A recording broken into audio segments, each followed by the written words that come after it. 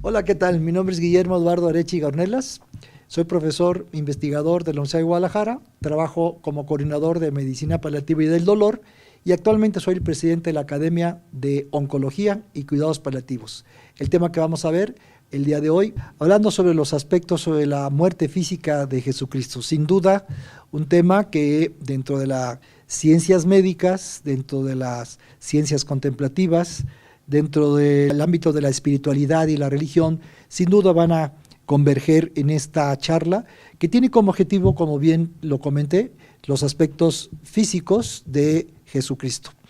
Esta enseñanza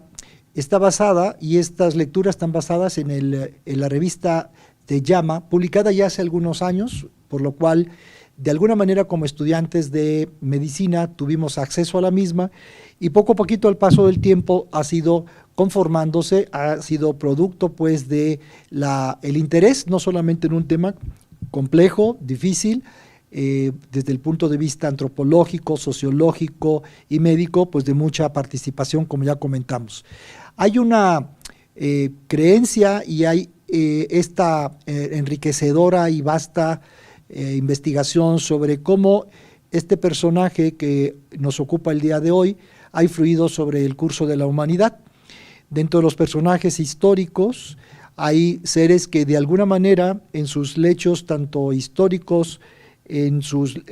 legados de enseñanzas, pues han contribuido a la medicina moderna por su aspecto de compasión hacia los enfermos. Hoy la ciencia compasiva es un elemento científico que se estudia particularmente en el área de medicina paliativa, de ahí que a través de esta intersección sobre el APE de conocimientos es por lo cual hemos tenido a bien presentarles a su disposición desde nuestro muy humilde punto de vista lo que acontece desde el área médica. Además también reconocer que hay una investigación de manera interdisciplinar de aspectos antropológicos, sociológicos y científicos respecto a la crucifixión. Las fuentes referidas en el Llama de 1986 está además en esta conversación adicionada a un cuerpo de literatura sobre antiguos escritores cristianos y no cristianos, autores que algunos son modernos,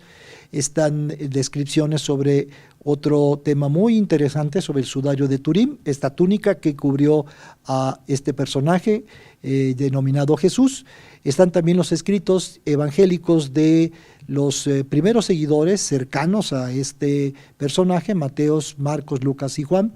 y otros individuos, como comentábamos, no cristianos, como las lecturas de Séneca, Levi y Plutarco, que dan fuente, de alguna manera, de este hecho histórico. Algunos otros historiadores romanos, como Cornelius Tacitus, Plinio el joven y Suetonio, dan también fe de la existencia de este Cristo histórico, así como historiadores como Talius y Flegón, no cristianos, el satirista Luciano de Samosata, hay evidencias también en el Talmud, y otros como Flavio Josefo, recientemente Joseph Klausner, que es un judío que escribe sobre el Jesús de Nazaret, y el Bar Haitas, que son oraciones también alrededor de la presencia física y la existencia física de este personaje. De tal suerte que algunos de los historiadores han sugerido, particularmente este obispo Jim, de acuerdo a sus investigaciones, tratando de hacer una cronología de cómo sería en un momento dado el acercamiento antropológico y físico de este personaje. Esta es una concepción de Bishop, que este es un obispo, que dice que a lo mejor el padre de Jesús tendría aproximadamente 19 años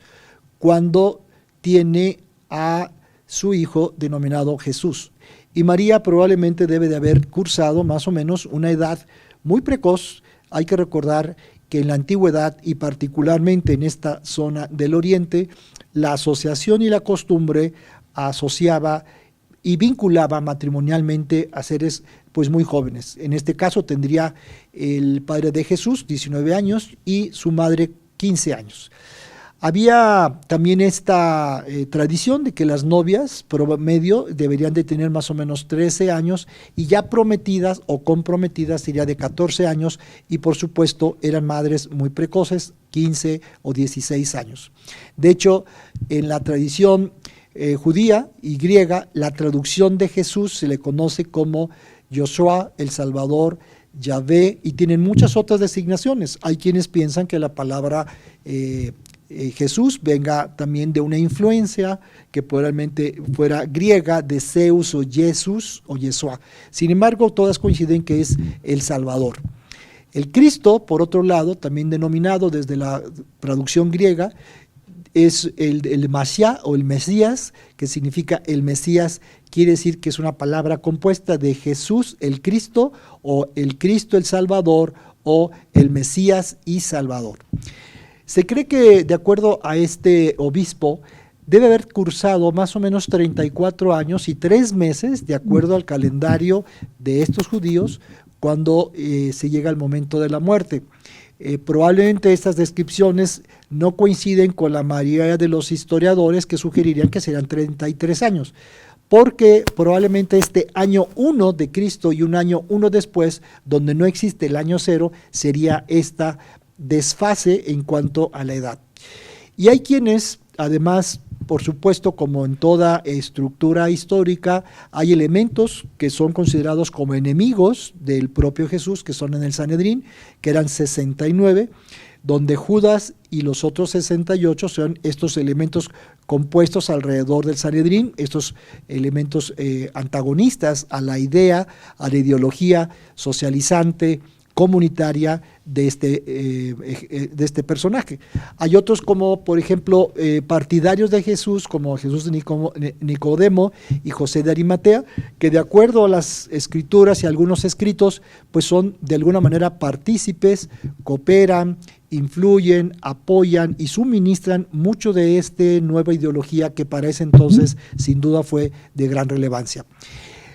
Considerando también en esta primera aproximación que en ese momento histórico los crímenes, particularmente de robar, particularmente del asesinato, se pagaban con la muerte, porque la ausencia de cárceles es un elemento donde hay que hacer la ejecución en el acto una vez que se comprueba la culpabilidad. Si empezáramos a desglosar poco a poco estos aspectos médicos, tendríamos que irnos hacia los elementos que conforman no solamente el cuerpo mismo físico del Jesús, sino alrededor de las estructuras que con una intencionalidad de dañar a la figura misma empieza a elaborarse. Y uno de estos elementos que la sociedad reconoce y dentro del ámbito religioso es la aparición de las coronas de espinas, que en las tradiciones católicas y algunas básicamente de corte católico, sugiere que estas coronas se utilizan con flores, ramas naturales o bien imitaciones de metales preciosos con aros enjollados que tienen unas insignias gloriosas o como símbolos, esta representación de coronar a alguien de autoridad o de dignidad, misma que es pues desdeñado, es vituperado y obviamente pues es despreciado por quienes atentan con la vida y con la integridad de esta persona. En la mitología griega hay una vid que se conoce como vid de Dionisios, era hacia el dios Baco romano. Es una encina que también viene de Zeus o también es un laurel o de Júpiter. También existe las espinas que vienen de un olivo para Atenea, que es otra influencia. Si ustedes se fijan, hay una influencia de muchas otras áreas que dentro de esa estructura están ahora convergiendo. Y también existe el narciso para Ceres, etcétera. Las coronas de espinas en especie, específicamente para la zona que nos ocupa, es el acabit, que en árabe es akub. Es conocida como un espino judío. Dentro de la clasificación del ENER se le conoce como acantinón, estefanón de los griegos. Esta maleza botánica o Gundelia turneforti, de acuerdo al INER, pertenece a una familia de Compositae y no es de una corona de espinas. El objetivo más bien de la corona de espinas es burlarse de la autoridad, de la dignidad de este entrecomillado rey ataviado con una corona que finalmente empieza a desmenuzarse, está conformada de una estructura denominada Gundelia Turnoforti. Y fíjense, hay evidencia que pudiera en la Catedral de la Señora de París, esta que tuvo en algunos años anteriores, en el 2021, sufrió un incendio, pues ahí al parecer se conserva, a pesar de la amenaza de incendio, se conserva esta corona. Y esta corona, la cual compró al parecer Luis IX en 1239 a un mercader. Tiene aspectos de junco, que se le conoce como Juncus balticus, a lo mejor es una mezcla de raíces, flores, y con un soporte de espinas de Sisyphus, espina Christi, que así se le conoce. Y probablemente algunos de los empleados de esa época tejieron de una forma, de alguna manera se la ingeniaron para poder darle esta forma redonda. Finalmente tenemos que es una mezcla probablemente de un Siphus vulgaris, y estas condiciones hacen pensar que las estructuras espinosas propias y abundantes de Jerusalén no estarían muy lejos de lo que estamos viendo, que además se le conoce como espino de Jerusalén, porque en el sudario de Turín, como las investigaciones antropológicas sugerirían que es la misma familia de este Paliurus spina Christi, que es muy abundante en ese momento y que ahora las investigaciones del sudario de Turín harían reconocer que probablemente son de alguna de estas familias que ya hemos comentado. Ahora, esta coronación de espinas asociada a la evidencia rescatada del sudario de Turín evidencia, de acuerdo a estos estudios, heridas frontales profundas, parietales profundas, producidas por objetos contundentes. Habrá que reconocer que las mismas espinas son potentes, y uno se preguntaría si pertenecería a la Leguminiaceae, a la Ramaceae o a la Euphorbiciae, cualquiera que éstas haya sido, todas, si vamos hacia una anterior, vamos a ver que están verdaderamente puntiagudas, verdaderamente fuertes. ¿Por qué dentro de esta estructura botánica y biológica un arbusto crecería con espinas? Básicamente en defensa y sobrevivencia del mismo. Esta estructura lo hace como a muchos de los estudios que se han hecho, por ejemplo, para cannabis, que no es apetitoso para los animales silvestres, ya que el mismo expele de forma protectora un terpeno, un olor al cual no lo hace atractivo. Por eso no vemos los animales normalmente donde existe la siembra de cannabis o de amapola, animales que estuvieran ingiriendo o tragándose o aprovechando de esa estructura. Así como los terpenos son olores desagradables hacia el resto de la fauna nociva que pudiera en un momento atentar, las ramas de este arbusto, particularmente el espino de Jerusalén, habrían hecho una estructura de defensa, propiamente que fue aprovechada por quienes de alguna manera intentaban, insistimos, en quererse aprovechar de las circunstancias y hacer las lesiones que ya comentamos en las partes parietales o en las partes frontales. Este es un mapa de Getsemaní, donde lo que más se intenta apreciar es que en su lado derecho de ustedes, en un negro mucho más resaltado, es todo el aspecto del recorrido que tuvo que hacer el Jesús antes de ser llevado a la cruz. En promedio estamos hablando desde que está en el Monte de los Olivos, baja, es llevado al Sanedrín, del Sanedrín es llevado nuevamente a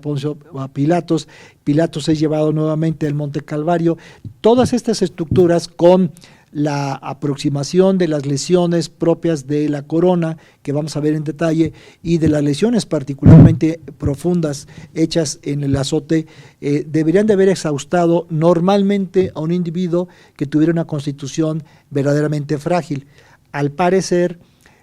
la alimentación propia de la zona,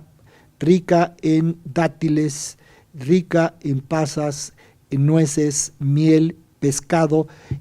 probablemente vino, hizo de la condición física de este personaje una condición excepcionalmente para soportar más o menos entre 5 y 8 kilómetros asociado a la tortura. Si vemos otro de los grandes elementos que nos parece importante recalcar antes de entrar a la parte específica de las lesiones, son aquellos elementos que están alrededor de lo que se conoce como el sudar sangre. Este es un fenómeno que está descrito en una revista, hay muchos escritos ahora, pero que está descrito en Dermatology de 2009, que esta es hematidrosis, es decir, estas pequeñas pérdidas de sangre de manera a veces no significativa, o bien que se ha asociado a la estigmatización, es decir, lesiones que emanan líquido serohemático de la frente de algunos individuos o de las zonas de las plantas o de las palmas, que está reconocido. También se le conoce como hemacromosis, o bien dada por una fragilidad capilar, y probablemente al hacer una introspección, el Jesús durante la noche fría al cual se va a meditar y a rezar, esa noche, en la visualización introspectiva de lo que va a acontecer al día siguiente y lo que le va a pasar, cuando menos en el imaginario de la muerte misma, lo hace estremecerse de una sudoración. El sudor hace que se fragilice más los capilares, es una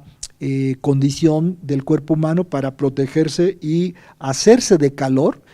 Y esto pudo haber sido una noche fría con calosfríos asociados a la pérdida sanguínea que empezaba ya a atormentar al propio Jesús. Reconocer que hay una evidencia, cuando menos notificada, en los libros antes mencionados sobre cuántos azotes se ofrecieron de una manera a esta persona, lo cual significaría que la gran mayoría de quienes era azotado no sobrevivía a la intensidad de los azotes. Se dice que fueron 70 azotes y probablemente hayan sido de un lado una de las personas que ejecutaba o dos personas que estuvieron ejecutando para hacer la cuenta de manera progresiva. Cada azote era básicamente una pieza de madera con cuerdas de cuero y entre 4 o 5 hebras, y cada una de estas hebras seguramente contenía en la punta, con todo el objetivo de desgarrar, descarnar y profundizar las heridas, como sería piezas pequeñas de hueso puntiagudo o bolas de algún metal, plomo o alguna otra estructura, además del cuero mismo. Y obviamente al azotarse de manera violenta sobre la espalda del ejecutado, tendría como intención desgarrar profundamente y al hacer el retiro, que esa estructura de piel, músculo probablemente, fuera desgarrado para que éste se convirtiera no solo en un tormento que abarcaba desde la parte alta del cuerpo hasta las nalgas, propiciando con esto una pérdida importante de sangre. De acuerdo a hablando de esta salud de Jesús, sin duda para que alguien pudiera haber soportado esta estructura y dadas las características de recorrido, seguramente llegó a tener con toda seguridad una buena condición física, porque hay desde el jueves y viernes, hay 12 horas de sufrimiento, hay una marcha forzada de caminar más de 4 kilómetros durante todo el día, hay golpizas que no se precipitaban, no se les ofrecía a las mujeres o a los senadores, que eran los únicos que estaban exentos, pero los demás eran golpeados con palos, con piedras en la cara, en la cabeza. Y estos instrumentos habituales era el flagelo, que se conoce como el flagelo corto. Es un flagelo o flagelado con varias correas, como mencionábamos, de una sola longitud o trenzadas en diferentes longitudes, con asientos de bolas de trozos o de hierro, a huesos de ovejas, que estaban atados de manera intercalada, 4 o 5 por hebra, 4 hebras, y cuando uno contabiliza 70 por 4 más 4, deberían de haber sido lesiones muy numerosas y por supuesto muy alarmantes para la estructura física y amenazantes para lo mismo. Las bolas de hierro, por supuesto, producirían contusiones, hematomas profundas, y las correas con los huesos cortarían la piel y los tejidos subcutáneos. A medida que esto continúa, la flagelación, estas laceraciones desgarran músculos esqueléticos subyacentes y producirían estas filas o estas cintas de hemorragia que discurrirían básicamente por todo el dorso de Jesús. El dolor y la pérdida de sangre generalmente establecían un escenario de shock circulatorio, un shock hipovolémico asociado a la pérdida, que el gran número de víctimas a los cuales se les ofrecía esto prácticamente no sobrevivían. El grado de pérdida de sangre puede haber determinado cuánto tiempo la víctima sobrevivía en la cruz. Hay mucha pérdida de sangre que seguramente está asociado a esta línea. Si hay un grado de pérdida importante, es el tiempo que viviría el Cristo en la cruz. Pareciera que está muy relacionado a lo que pasó médicamente con Jesús. Una vez que es crucificado, la muerte viene rápidamente. Y hablando de la crucifixión, de acuerdo a algunos historiadores que antes mencionamos, hay diferentes tipos de cruz. La estructura, cuando menos que se conoce, la estructura que es verdaderamente la parte superior que cargaba el individuo se le conoce como patíbulo. Y este patíbulo es esa estructura que tiene inclusive una estructura horizontal. Y hay tipos de cruces, chaparritas, otras más altas. Hay cruces que se le llama tipo tau. Y esta cruz tiene por lo general la consideración de tener el nombre en griego, por supuesto en griego, y lo más interesante que también está escrito en judío, probablemente en hebreo y además en romano. Por eso se colocan esos tres nombres para diferenciar que que se dice el rey de los judíos está descrito de manera pues sarcástica en el patíbulo, que es lo que realmente carga, no como creemos que es la representación actual de la romería respecto a la crucifixión, sino simplemente es cargar una estructura lo bastante pesada para agotar a cualquier individuo. Hay otras estructuras, y reconocer que la práctica de la crucifixión es una práctica que probablemente comienza con los persas. Alejandro Magno la introdujo en Egipto y en Cartago, y los romanos parecen haberla aprendido y además superado de los cartagineses. Sin duda es uno de los métodos de ejecución más vergonzosos porque exhibe desnuda a la persona y por supuesto mucho más cruel. Por lo general solo estaba reservado para los esclavos, de tal suerte que hay una serie de violaciones porque Jesús no era ningún esclavo. Los extranjeros y los revolucionarios y los más viles criminales también eran sujetos a este tipo de crucifixiones. En el recuadro ustedes pueden ver la designación, que es una designación del tipo en latín y las características. Algunas de ellas, por ejemplo, son del infelix lignum, que es una característica, es como tipo árbol. Hay un crux simple, que es una postura erecta. Hay una cruz acuta, una cruz compósita, que tiene de alguna manera algunos escalones con la parte superior, que es el patíbulo, y donde acomodar los pies. Hay un cruz humilis, que es una cruz bajita. Hay un cruz sublimis, que es una cruz alta. Hay una cruz comisa, que es una forma verdaderamente de cruz, que es la que se cree que fue la tau, y hay una cruz inmisa, que tiene la forma como la conocemos en la mayoría de los templos cristianos y no cristianos, y la cruz capilata, que tiene esta cruz para finalmente reconocer que hay una cruz decusata, como si fuera una X, exponiendo brazos y piernas de manera estirada a los individuos. Cuando hablamos además de otros elementos asociados a las lesiones, pues tenemos que hay estas lesiones que antropológicamente se han investigado para saber cuánto más o menos medía el elemento de fijar las manos, las muñecas y los pies a las estructuras que se fijaran a la madera. Deben de haber medido aproximadamente 18 centímetros de largo y deben de haber tenido más o menos 1 centímetro la cabeza de la estructura del clavo para poder no solamente penetrar esas estructuras. Se considera, de acuerdo a estas investigaciones, que la fijación de las manos a la cruz tipo Tau no fue en las palmas de las manos, porque esto haría mucho más frágil el soportar el peso de 70-80 kilos, y esto prácticamente hubiera salido desgarrado la estructura por no tener la suficiente masa muscular que sostuviera, o hueso que sostuviera. Por lo contrario, se cree que más bien fue una estructura de este largo y de ese espesor, quien a través de las muñecas lesionó sin duda a su paso arterias o nervios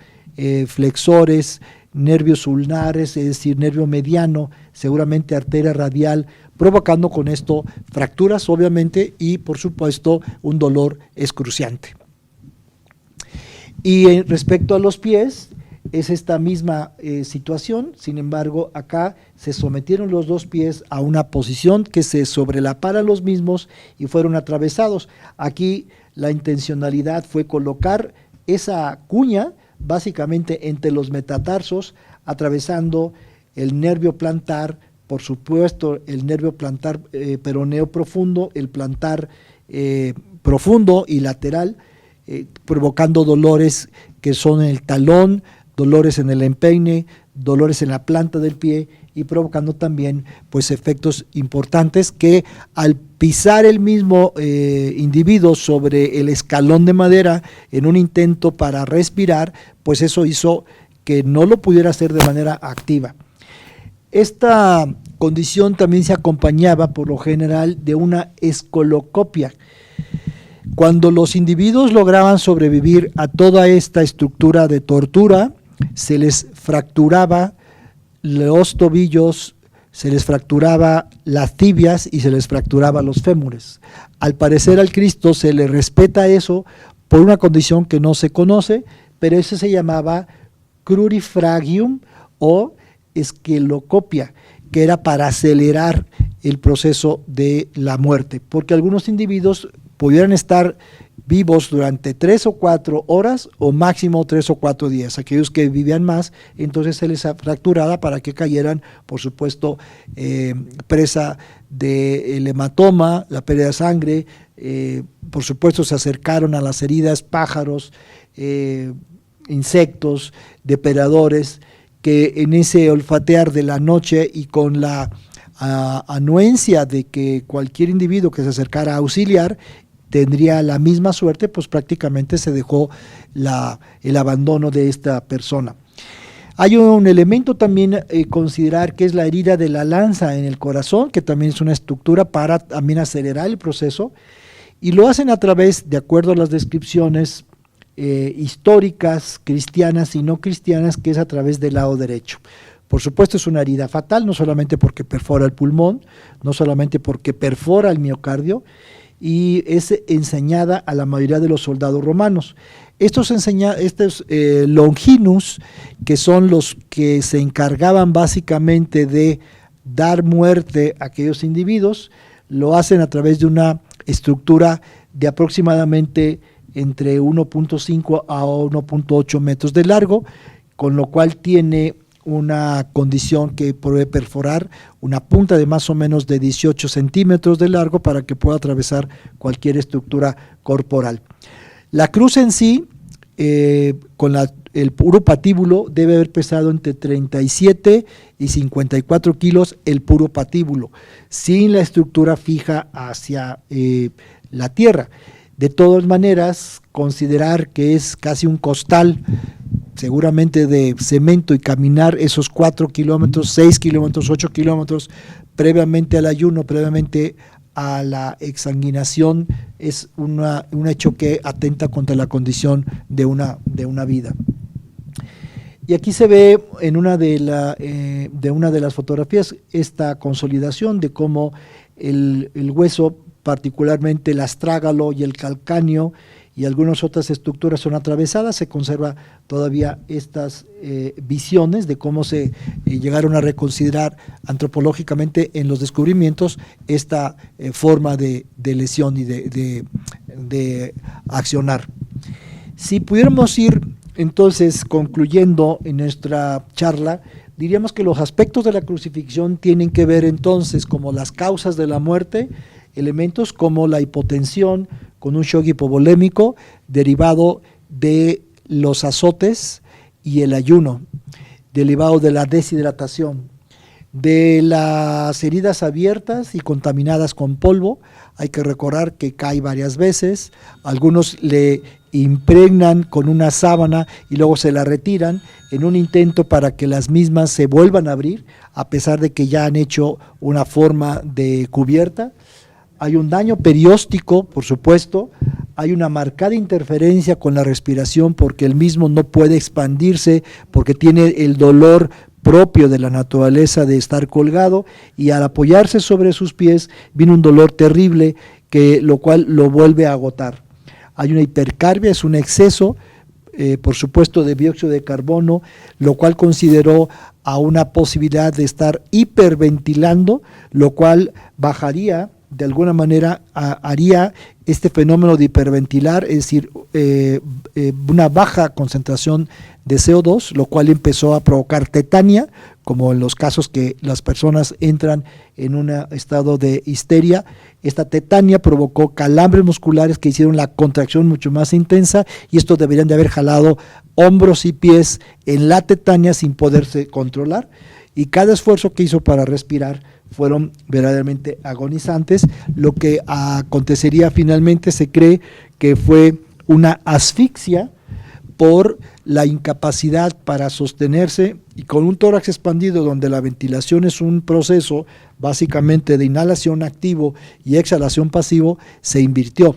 Ahora era mucho esfuerzo activo de exhalar para intentar que en la inspiración fuera este pasivo, y esto lleva finalmente a un agotamiento y a la asfixia. Este es lo que probablemente se cree que hizo. Hacía un esfuerzo de elevar y girar su torso hacia algún lado, tratar de girar también su cuello para incorporar la suficiente aire, ya que está sujeto de las piernas, y apoyarse a pesar del esfuerzo de las manos en un intento para tratar de exhalar. Y luego viene este esfuerzo, básicamente, que sería de una forma pasiva, que sería la exhalación, pues viene acompañado de la actividad de muchos de los músculos, donde normalmente la respiración normal es activa,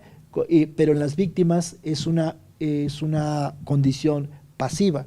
La inhalación sería pasiva y la exhalación en individuos crucificados sería activa, y esto entonces hizo que muchos músculos aquí representados, que normalmente de manera natural estaría el esternocleidomastoideo, los paraespinales, el escaleno, los intercostales, y en inhalación junto con los pectorales mayores, esos harían normalmente la inspiración, pero en los individuos crucificados tuvo que echar a andar músculos oblicuos, transversos, rectos del abdomen, intercostales,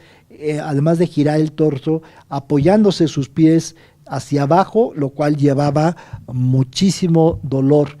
Y obviamente no se expande de alguna manera el tórax como se ve en la inhalación, sino por el contrario, al estar estirado y fijado, tuvo la dificultad de que la mayoría de los músculos y la mayoría del peso gravitacional contrajeron las estructuras diafragmáticas y musculares, haciendo entonces que viniera por consiguiente la asfixia. Para terminar, esta es probablemente la ruta que cobra del lado derecho y cómo lesiona el ventrículo